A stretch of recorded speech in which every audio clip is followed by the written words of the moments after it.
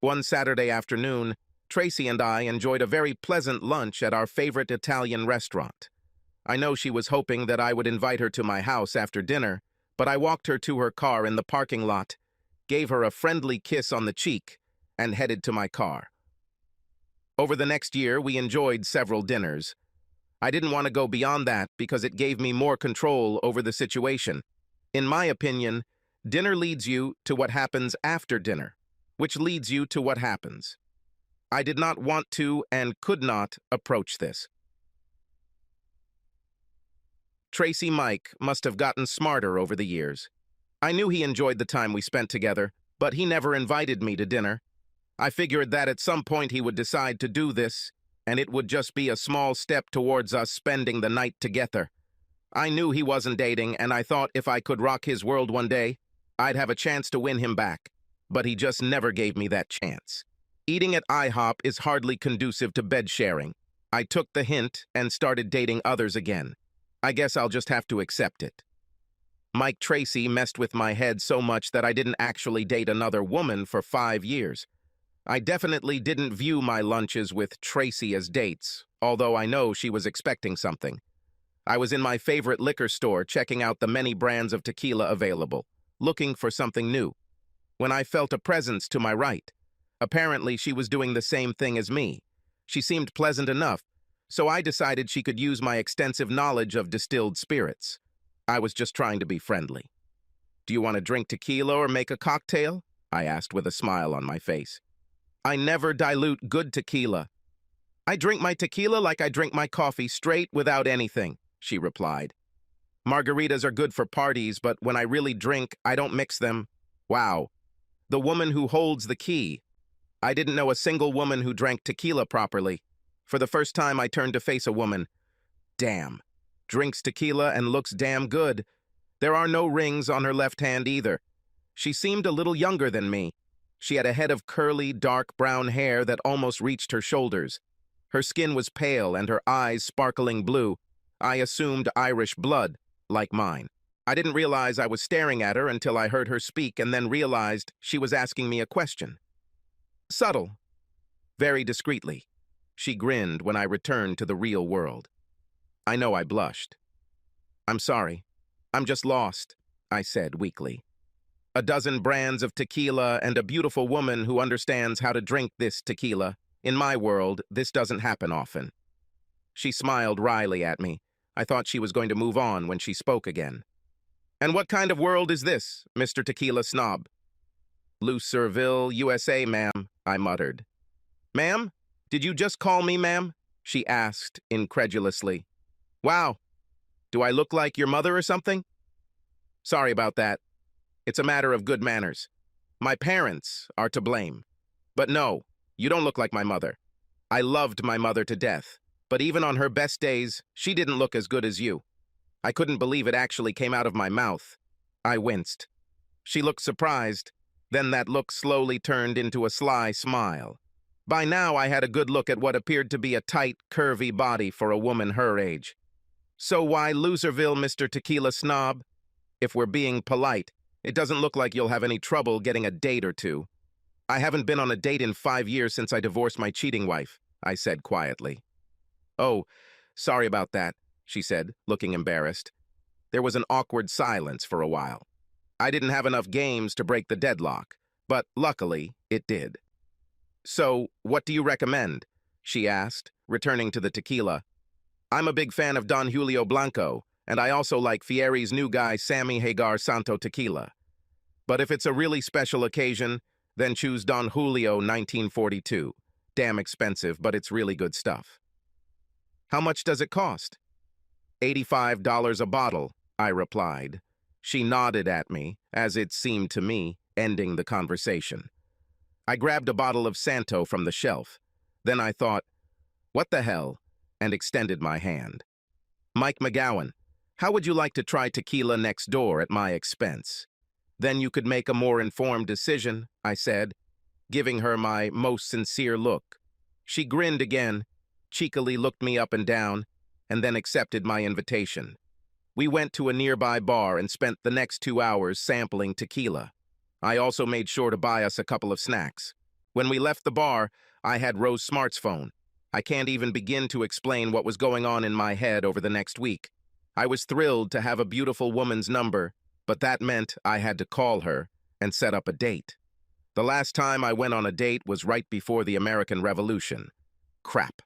I thought I could take her to a restaurant. Maybe I could find a roller skating rink or bowling alley. My head was spinning. I had a good job and made decent money. For the most part, people seemed to like me. I was well aware of current events and would never talk about politics on a date. I noticed that I was sweating a lot. I realized that one thing has not changed. When it comes to dating, women have all the power and they know it. However, she gave me her number without me having to point a gun at her. That should have counted in my favor, shouldn't it? The debate in my mind raged for days and could have gone on much longer if fate had not intervened. Fate disguised as Anna Shortino, which I literally stumbled upon in the hallway of the office where I worked. I was trying to decide what to do with Rose when I ran into Anna. She tripped on her 3-inch heels and I grabbed her arms to keep her from falling, apologizing at the same time. I know I'm not very big, but I don't think you would have noticed that I was there if you hadn't bumped into me, Anna told me after I calmed her down. Problem? Anna was probably the same age as my youngest daughter. We would talk from time to time. Usually I would give her some fatherly advice about something. She was also my personal consultant on issues of the younger generation. If I needed to explain something generational, and I didn't want to call my kids, I would find Anna, and she would explain things to me face to face in words that made sense to my 50-year-old brain. Yes, actually, I muttered, probably sounding like a weak buffoon. Anna looked at my face as if she was trying to read the sign. She broke into her signature smile. I was puzzled. This happened often. Maybe this problem is connected with a girl, a woman. She said this in her sing-song manner. Sort of, yes. I think so. Yes, I continued to mutter. She looked at me for a few seconds, then made a decision. Okay, you can tell me about it at Murphy's after work. And I don't want any ridicule when I get my ice-cold drink, or you'll be on your own, she lectured. We met at Murphy's later that day. Anna sat opposite me with a very cheerful expression on her face as I, worried and stammering, talked about Rose. So, you haven't dated anyone since your divorce 5 years ago? With no one? Wow. I knew you were a little retarded, but not to the same extent, she mimicked. I cringed from this ridicule, but still knew that Anna was right. I also knew that she was caring and kind to me. So, how long ago did she give you her number? This month? This year? It was 5 days ago, Anna, and if you continue to be smart, I'll turn you over my knee, I warned, only half seriously. Oh, we might both like this, she chirped back. I blushed. Seriously, Mike, what's the problem? You are not a troll. You have a lot ahead of you. Call her. Anna spent the next half hour telling me about some of the things she and her friends do on dates. I resisted the urge to pull out my notepad and take notes. Can you dance? She asked at one point. Who else has 3 left legs? Then I'll take that as a no. You know, women really like it when a man asks them to dance. It's a kind of physical force that speeds up the process, she said with a big smile on her face. This is true? Seriously. I always thought it was some kind of urban legend, I said. True, 100%. This is something like foreplay. La la la, I said, covering my ears. She looked at me with the same look, then grinned again. Oh, and by the way, don't forget to bring a condom. You can't be too prepared, she said, looking me straight in the eyes. Yes, Mom, I answered sarcastically. I called Rose when I got home that evening and set up a date for the following Saturday. Anna told me not to spend too much time talking about my previous marriage, but to answer honestly any questions Rose asked about it. I felt awkward talking about what happened to a relative stranger, but Rose was very empathetic. She then told me her story of heartbreak, which included a 15-year marriage that ended with her catching her husband in bed with a neighbor. Tracy. The actual physical pain from the syphilis I contracted was nowhere near as bad as the humiliation I experienced in the doctor's office. Don't get me wrong, the doctor and two nurses I dealt with were completely professional, but I could tell they were overwhelmed by having to deal with me. It didn't get any better when I listed 6 different men as recent sexual partners to notify. Crap. 6 notices? I heard one nurse whisper to another after she looked at my tests for the first time. It's probably good that she's not 25 anymore. I probably would have torn her face off if she had said that out loud to me, but I had to admit to myself that that comment sounded really bad. I haven't thought about it too much, but I've been making good use of being single the last few years. When Rafe left me after Mike divorced me, I probably went a little crazy. I think I may have been looking for someone to replace Mike and Rafe, but if that was the case, nothing even close came up. How could I replace what Mike and I had for 23 years? And how could I replace the incredible sexual connection that I had with Rafe? I don't know. Maybe in my mind I compensated for quality with quantity. I never really thought about how many men I slept with until I had to report the number and list of my partners. Without a doubt, having sex with most of my partners without protection was stupid and irresponsible. It's not like I was a drunken slut. I was always sober enough to know what I was doing, and I always chose guys who looked clean and well-groomed.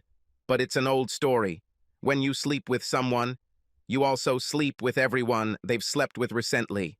I just never thought, idiot. At least I didn't have to tell anyone about my problem. Mike. Rose and I got married about a year after our first date. We both still had some trust issues, but we worked through them with love and the help of a really good counselor. I gently pushed Rose away, and we lay on our sides facing each other, both breathing heavily from the exertion. After 25 years of marriage, when both were 75 years old, making love once a week was enough. We spent another 10 minutes kissing and cuddling before falling asleep.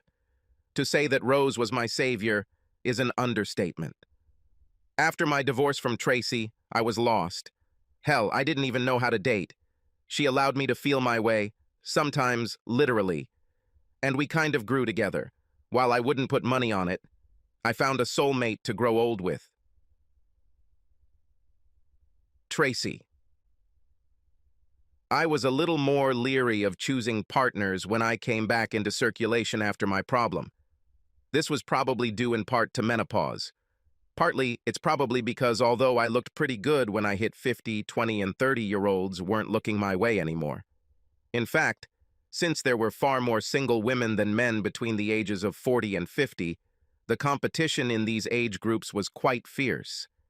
If anyone had asked me a few years ago, I would have told them it was a done deal. I was going to grow old with my loving husband, Mike. Because I was an idiot, nothing came of it. I greatly overestimated my performance with Mike. I mistook his kindness for weakness. I thought he loved me so much that he would at least forgive me for my wrongdoing. Several years ago, I moved into a senior living community. My old house was too big for me alone. I see my children and grandchildren every few months.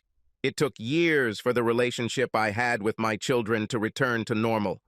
The relationship between Mike and I remained friendly, although we stopped having lunch after I realized that these lunches would not bring me closer to him. Mike finally started dating again after years of being a recluse. I admit I'm jealous of the way he looks at Rose. When the whole family gets together for the holidays, I can't help but notice the adoring looks and sweet mannerisms with which they interact. This makes me sick. It had to be with me.